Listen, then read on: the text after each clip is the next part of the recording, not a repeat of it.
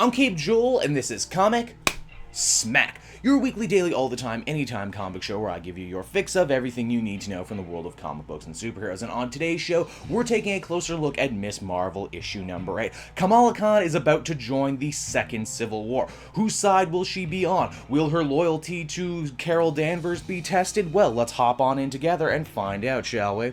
Well, how about this? In a very interesting and very unexpected twist, this Civil War II tie-in starts with a flashback to a very different, very real-world Civil War that Kamala Khan's ancestors found themselves trapped in. Obviously, G. Willow Wilson is trying to draw some parallels between, real Civil Wars and the fictional ones here of the comic world, and I gotta say, that's a pretty cool idea. Now, in the present, Ms. Marvel gets summoned to the Alpha Flight space station by her friend and mentor, Carol Danvers. What I love about this scene is that for once we actually get to see Alpha Flight characters hanging out on the space station. There's Aurora and Puck. Man, this scene does my Canadian heart good, I tells ya. Now, Kamala's been called here today so Captain Marvel can get her all up to speed on what's been going on with Ulysses and the whole Civil War II, which is technically not really a war yet, it's just a big old disagreement. Captain Marvel says the inhuman Ulysses' power to see the future could be very useful to her in the entire superhero community in stopping crimes before they happen. The only issue is Captain Marvel is too busy dealing with a bunch of other stuff right now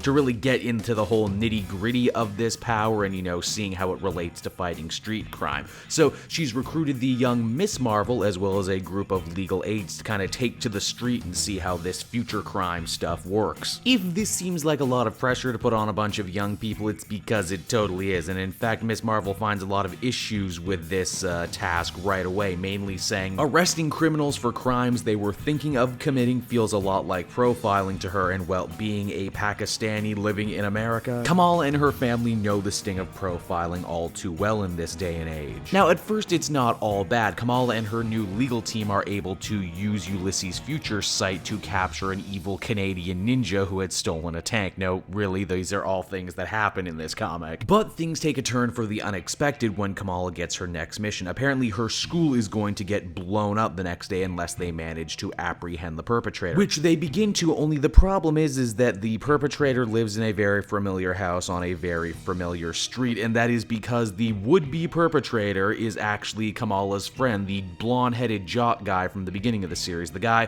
who we saw is actually a member of the Jersey City Science Club team. And just as quickly as the comic ends, Ms. Marvel Kamala Khan now finally understands what Iron Man was talking about, and that is how can you carry out punishments for future crimes when it's someone you know. Ms. Marvel issue number 8 is a comic that I felt did a great job using the backdrop of Civil War II to further explore the interesting relationship between Captain Marvel and Ms. Marvel. There's clearly a lot of respect and love between the two characters, and yet at the same time they couldn't be living more different lives. Ms. Marvel is as street level gets, meanwhile Captain Marvel has a freaking space station, and as such her perspective is a little different. Speaking of perspective, I like this idea that Kamala Khan was totally on Carol's side to start with because, well, she's her hero, she's her idol, she would never steer her the wrong way, would she? But in actual practice, Kamala is beginning to realize that, just because they're your hero doesn't always mean they're right. I'm also really interested to see what will happen with the jock. All they said is that, Ulysses saw a future wherein the school got exploded and this guy was responsible for it. Was this some sort of malicious attack or was he just a bad scientist? And if so, can you,